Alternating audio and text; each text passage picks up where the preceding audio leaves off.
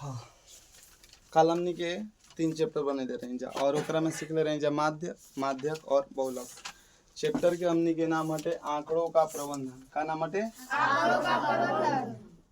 आंकड़ों का प्रबंधन। तो एक जितना भी बेसिक क्लास में हमनी के काल सीख ले रहे हैं ना। आज हमनी के प्रश्नावली बनाल जाए। तो चलो लो प्रश्नावली के एक एगो सवाल सब कोई ध्यान से देखी। अभी हमनी के चर्चा जौन करे वाला भाई जा वो करे वाला भाई जा एक्सरसाइज 3.1 पे। कितना पे? 3.1। अब 3.1 के जौन क्वेश्चन वगैरह के ध्यान से पहले सुनिए लो। सबसे पहले कहता है कि अपनी कक्षा के किन्हीं 10 विद्यार्थियों की ऊंचाई का परिसर ज्ञात करें। पहला वाला क्वेश्चन बहुत आसान बाटे। मान के चला हमारा पास हमार 10 गो दोस्त बड़ा सन और ओकनी के कहता ऊंचाई के। जब हमनी के अपना दोस्त के नापम जा तो जब नापम जा तो सेंटीमीटर में भी हाइट आ सकता, मीटर में भी आ सकता, फुट में भी आ सकता। तो हम सेंटीमीटर में मान लेता नहीं, एगो छोटा पैमाना हमनी के लेके चल जाओ। मान के चला एगो कोनो बाटे 165 सेंटीमीटर, 170, 180, 162, 113 ए तरीके से कही के मतलब कि एगो हाइट। जैसे अभी हम लंबा बानी तो हमार जैसे हाइट जौन बाटे 169.9 बाटे, मतलब कि 170 में 0.1 कम बाटे। ओ तरीका से जब लइकन के हाइट हमनी के मेजर करम जा तो हमनी के कुछ डेटा मिली। 1 2 3 4 5 गो बाटे, 5 गो और ही लइकन के लिखल जाओ। मान के चलो कोनो के 102 सेंटीमीटर हो सकता जौन बावना हुई छोटी चुकी ओकर हाइट तनी कम हुई। अगर मान के चलो कोनो बहुत ज़्यादा लंबा हुई तो एक 182 भी हो सकता, 90 भी हो सकता, ओकरा से कम भी हमनी के हो सकता 105 भी हो सकता, 104। और ये टोटल हम जितना भी आंकड़ा लिखल भाई ये सब सेंटीमीटर में बाटे। कौन चीज में बाटे? सेंटीमीटर। अब हमनी से सवाल कहुए कि अपना क्लास के कोनो भी 10 गो लइकन के हाइट लिख लेवे के बा और ओकर परिसर ज्ञात करे के बा। तो परिसर ज्ञात करे के काले एगो तो हम लोग के हम बतैले रही कि जौन परिसर निकाला जाला तो परिसर के मतलब होला उच्च मान माइनस निम्न मान। नीच मान ना होला, निम्न मान होला। निम्न मतलब छोटा और उच्च मतलब बड़ा। तो एकरा में सबसे हाईएस्ट नंबर का लगता वो तो हम लोग के हमारा देखे तो 190 लगता। तो देखो सबसे ज्यादा 190 हो जाए और माइनस एकरा में सबसे छोट का बात 102 बाटे। अब 190 में से जब 102 घटाएं जाए तो कितना बची? 88 बच जाए। 88 सेंटीमीटर हमनी के परिसर आ जाए। आई कोनो जरूरी नहीं है कि एकर आंसर ये हुई। ए सवाल के आंसर कुछ भी हो सकता काहे से कि ई सवाल अपना मन से बना के बा। मान के चला हमनी के कोनो ऐसा क्लास में बैठल में जाए जना के मोय लइका 200 सेंटीमीटर से पार के बड़ा सन, खाली तरकुल तरकुल निहन लंबा बड़ा सन, लमगोड़ है से चलता रहा। तो ओकनी की हाइट अलग रही। तो एकर सवाल के जौन आंसर बाटे ना बहुत सारा हो सकता है। पहला सवाल में क्यों के दिक्कत नहीं किनु। अब दूसरा सवाल देखो। 2 नंबर जौन सवाल बाटे ये 2 नंबर सवाल में कह रहल बाटे कि कक्षा के एक मूल्यांकन में प्राप्त निम्नलिखित अंकों को एक सारणीबद्ध रूप से संगठित कीजिए। सबसे पहले हमनी के 2 नंबर सवाल में कुछ दिले बाटे 4 6 7 5 3 5 4 5 2 6 2 5 1 9 6 5 8 4 6 7 अतना संख्या दिले बा। और एकरा में जौन सबसे पहला सवाल बाटे, फिर दूसरा सवाल बा, फिर तीसरा सवाल बा और एकरा में चौथा सवाल बा। इस सवाल कोनो बहुत बड़ा सवाल नहीं है। सबसे पहला सवाल बाटे सबसे बड़ा अंक कौन है? सर जी 9। अब हमें बताओ लो सबसे बड़ा अंक का बाटे? 9। सबसे बड़ा अंक तनी जोर से कि कुछ लागू हो। हाँ फिर पूछा था सबसे छोटा अंक, तो सबसे छोटा का बा? 1। तो सबसे जौन छोटा अंक बाटे छोटा अंक वो कितना हो जाए हमने के? 1। अब पूछा था कि अगर परिसर का होई तो अगर परिसर पूछे तो हमने के तो पहले ही से जानते हैं कि सबसे बड़े में से सबसे छोट के घटावे के बाद, तो अगर हम 9 में से 1 के घटावा दें तो कितना? 8। अब लास्ट वाला सवाल कहता माध्य ज्ञात करे की, कौन सी कहता? माध्य। तो माध्य ज्ञात करे खातिर हमने के क्या करम जा? टोटल के जोड़म जाना और जितना रही उतना से भाग देम जाना। हमारे संग संग जोड़वे हेलो 4 6 10 10 7 17 17 5 22 22 3 25 25 5 30 आ 30 गो आ 9 गो 29 29 2 31 31 6 37 37 2 37 2 39 39 आ 6 45 आ 45 9 54 आ 54 आ 6 60 आ 60 गो 13 गो 73 गो 73 4 77 77 गो आ 6 गो 83 आ 83 में 3 जोड़म जो कितना हो जाए? 90। कितना हो गल? 90। टोटल जोड़ला पे 90 आ गइल। और बा कहो 1 2 3 4 5 6 7 8 9 10 11 12 13 14 15 16 17 18 19 20 कितना बटे? 20। तो एगो जीरो से एगो जीरो खत्म, तो 9 बटा में 2 बचल और 9 बटा 2 के मतलब कितना होला? 4.5 होला। आंसर हो गई। बुझाइल बटे? हां। एकरा में कुछ करे के ना रहे, बहुत आसान बा। चलो लो हमनी के यही लगले तीसरा देख लिया जाओ, यही लगले तीसरा देख लिया जाओ। कहता कि एगो क्रिकेट खिलाड़ी बाटे और वो 4 गो, मतलब हमने के तीसरा न देखते बा। 3 नंबर सवाल कहता कि प्रथम 5 पूर्ण संख्याओं का माध्य ज्ञात करें। सबसे पहले तो हमने के ये पता रहे के चाहिए कि पूर्ण संख्या के मतलब होला का। तो पूर्ण संख्या के मतलब होला, पूर्ण संख्या मतलब कि प्राकृतिक संख्या में अगर हमने के 0 के शामिल कर देम तो पूर्ण संख्या बन जाए ना। तो 5 गो लिखे के बाटे, एक मतलब कि शुरुआत 0 से हो, 0 1 2 3 4 ये 5 गो हो गए ना। अब एकर कहले बाटे माध्य ज्ञात करे के। तो माध्य ज्ञात करे खातिर हमने के का करम जा? मैं के जोड़ के और ओकरा से भागा कर देम जा। तो जोड़ा लो 0 1 2 3 4 और बटा में कितना हो जाए? 5। जब टोटल हमने के जोड़म जाता आई 10 10 बटा में 5 के मतलब कितना होला? 2। मतलब कि अगर माध्य कितना आई? 2। आ एहू तरीका बतैले रहे कि माध्य जौन होला वो बीच वाला संख्या कहल जाला। कौन संख्या के? बीच वाला। तो एकरा में हे में 5 गो संख्या बटे, तो 2 गो हेने से और 2 गो हेने से, तो बीच में का बची? 2। तो केहू तरीके से एकर आंसर का आई? 2 आई। ठीक बा। चलो अब 4 नंबर, जब 4 नंबर सवाल बाटे ओकरा के तनी ध्यान से देख लिया जाओ।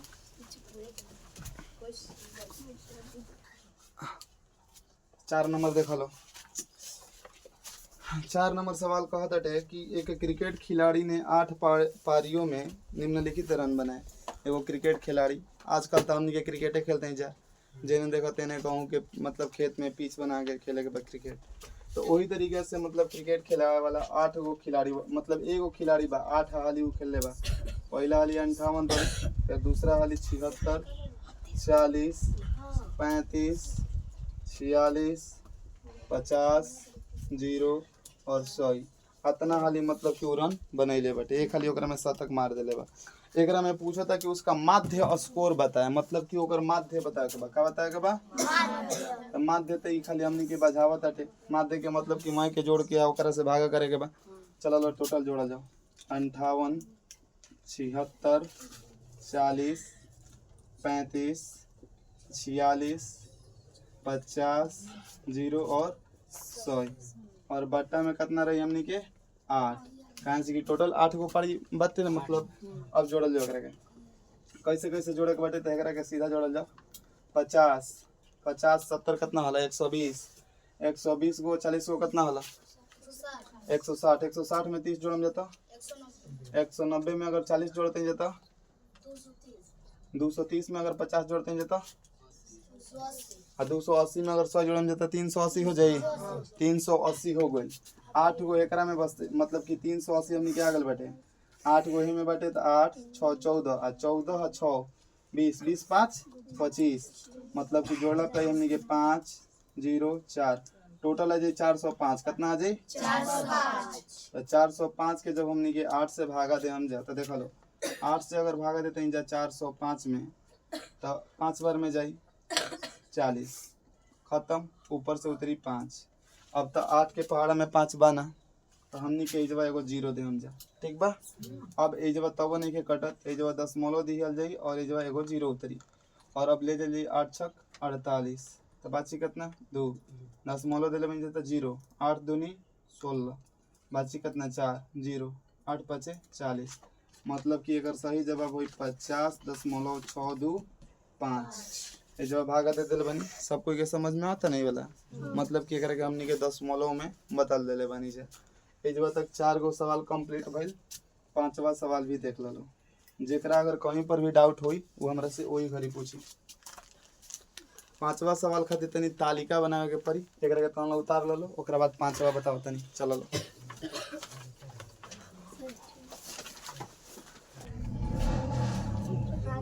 दस के बाद देख लो रिकॉर्डिंग हो रहा बाटे और जे भी बोल देला सो के सीधा हम बोर्ड पे बुलाएं और बोर्ड पे बुलाई में ना आई तो बस चेहरा एकदम सच्ची कोई आया है चला गया तो आवे वाला जाए वाला के तो काम लागले बाटे बस हमनी के देखल जाओ सवाल नंबर आज के 5वां एकरा में सबसे पहले हमनी के कुछ तालिका देले बाटे हमरा संग संग ही उतारा चलल तो हमनी लोग खिलाड़ी देले बाटे और खिलाड़ी के साथ ऊपर संख्या देले बाटे एगो के नाम बाटे ए एगो के बी एगो के सी 3 गो खिलाड़ी बड़ा सन ओकरा बाद है खेल पहला हटे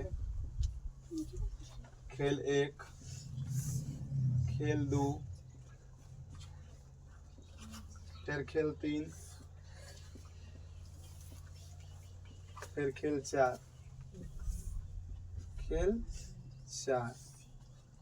ऐसे मतलब कि हमने के कुछ आंकड़ा देले बाटे चलो लो ध्यान से देखो एकरा में 14 0 8 16 8 11 10 6 खेला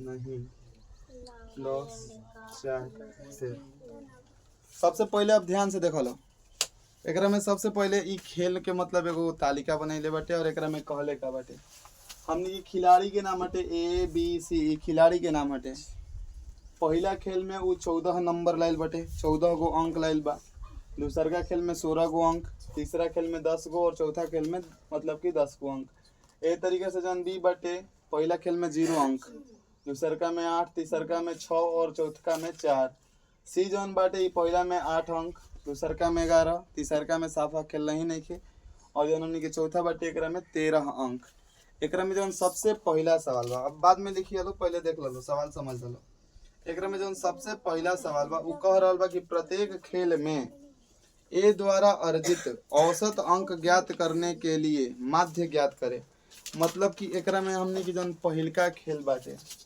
एकरा में ए सबसे पहले का कैले बाटे कितना अंक अर्जित कैले बाटे औसत अंक ज्ञात करने के लिए माध्य ज्ञात कीजिए औसत अंक हमने के ज्ञात करे के बा तो हमने के लिखल जी पहला ए द्वारा प्राप्त औसत अंक तो देखा एक गो खेल खेलने बटे तो 4 गो खेल खेल बा पहला में 14 दूसरा में 16 फिर 10 फिर 10 और बट्टा हमनी के 4 से भागा देम जना तो जब जोड़म जाता है कितना हो जाए 30 30 20 50 50 बटा में जब 4 करम जाते है कितना है 12 चौके 48 बाची 2 0 12.5 12.5 है हमनी के मतलब कि ई खेल के औसत अंक हटे ई तो सब कोई के समझ में आता ना एकरा में केहू के कोनो दिक्कत ना हो चलो अब 2 नंबर सवाल देखल एकरा में 2 नंबर सवाल कहत हटे कि प्रत्येक खेल में सी द्वारा अर्जित माध्य अंक ज्ञात करने के लिए आप कुल अंकों को 3 से भाग देंगे या 4 से तो सबसे पहले हमनी के जवन है सी बाटे एकरा में 3 से भागा देम जा कि 4 से भागा देम जा 3 से भागा देम जा काहे देम जा काहे से कि उ एगो खेला खेलले नहीं खे तो जब ओकरा में ओकरा कुछ अंक मिली ना काहे से उ तो उ खेला में शामिल भइले नहीं खे तो सबसे पहले दूसरा में हमनी के 3 से भाग देंगे कितना से 3 से भाग देंगे भारी नहीं के ना लागत चलो तो टाइम सबको एक एक समय बोलत रही तीसरा बाटे कि बी ने सभी 4 खेलों में भाग लिया आप उसके अंकों का माध्य किस प्रकार से ज्ञात करेंगे तो जौन बी बाटे हमनी के 4 खेल खेलले बाटे तो एकर जब हमनी के माध्य निकालम जा तो माध्य निकाले खातिर सबसे पहले मैं के जोड़े के पड़ी और बटा हमनी के 4 करम जा।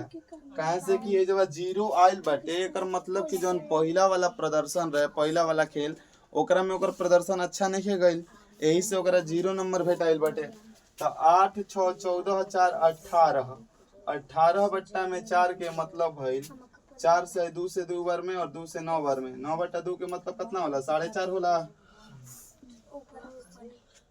और जौन हमनी के सबसे लास्ट वाला क्वेश्चन बाटे उ ई बाटे कि किसका प्रदर्शन सबसे अच्छा रहा है। अब तो हम लोग अपना मन में बताओ कि चारों मतलब कि 3 गो खेल खेलले बड़ा सन है। जौन ए के औसत अंक आइल बाटे 12.5 आइल बाटे, सी के इतना आइल बाटे, और ए तो 3 गो खेल नहीं बाटे, एगो खेल नहीं खे। तो अगर हमनी के सी के औसत अंक निकालते हैं जा, का निकालते हैं जा, सी के औसत अंक, सी का औसत अंक तो हो हमनी के 8 + 11 + 13 बटा में 3 तो कितना हो जाए 24 8 32, 32 बटा में अगर 3 करते हैं जा तो आई हमनी के 10.66।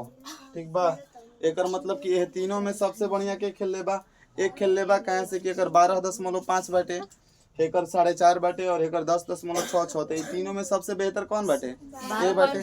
तो 4 नंबर के आंसर हो जाई कि ए ने अच्छा प्रदर्शन किया है, अच्छा प्रदर्शन किया है। ठीक बाटे। ए जब तक केहू के कोनो दिक्कत बाटे आगे हमनी के बढ़ल जाई। चल एकरा में कुछ बाटे उटे ना, खाली बस सवाल के ध्यान से सुने के बाटे। 7 नंबर सवाल सुन लो। कहता कि विज्ञान की एक परीक्षा में विद्यार्थियों के एक समूह द्वारा 100 में से प्राप्त किए गए नंबर दिए गए हैं। एगो मतलब कि क्लास हुई, मान के चला कि हमन ये केहू ट्यूशन पढ़त हुई, 100 नंबर के टेस्ट भई रहे और वो 100 नंबर में कितना कितना नंबर आयल बा। तो एगो लड़का के आयल बाटे 85, मतलब कि बहुते तेज लड़का हुई, 76 90 एक बाद 39 ना, जब फिर 85 बाटे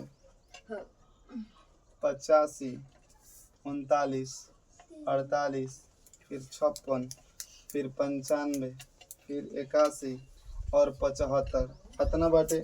एकरा में सबसे पहला हमनी के पूछले बाटे कि सबसे अधिक अंक और सबसे कम अंक कितना बाटे। तो हमरा बताओ एकरा में सबसे अधिक अंक कितना बा। ये सब सवाल तो ऐसा कुछ नहीं ना कि एकरा में ज्यादा समझा के पड़ी। सबसे अधिक अंक कितना बा 95 और ये कम कही तो सबसे कम 39 बाटे। ठीक बा। दूसरा जो हमनी के सवाल बाटे ये 2 नंबर सवाल में कह रहा बा परिसर निकाले के। तो जब परिसर निकाले के कहता तो परिसर खातिर हमनी के का करम जा, सबसे बड़ वाला में से सबसे छोट वाला घटा देम जा। तो 15 में से 9 जाई तो 6 और 8 में से 3 जाई तो 5, इसका हो जाए हमनी के 56 परिसर हो जाई। और ओकरा बाद एगो बाटे समूह का माध्य ज्ञात करे। तो अब हमनी के का करे के बाद 3 नंबर में माध्य ज्ञात करे के बाद। और माध्य ज्ञात कैसे होई तो देखो 85 76 90 और बढ़िया से 90 लिख देते हैं। ओकरा बाद फिर 85 फिर 39 फिर ओकरा बाद 48 56 95 81 75 और बटा में रही हमनी के 1 2 3 4 5 6 7 8 9 10, 10 से भागा देवे के बाद कि तो हम लोग के का रही होमवर्क रही, मतलब कि एकरा के कह के तो हम लोग खुद बताई वालो। और आज खातिर अतने रही। ठीक बा। एकरा आगे हमनी के का पढ़ी। हाँ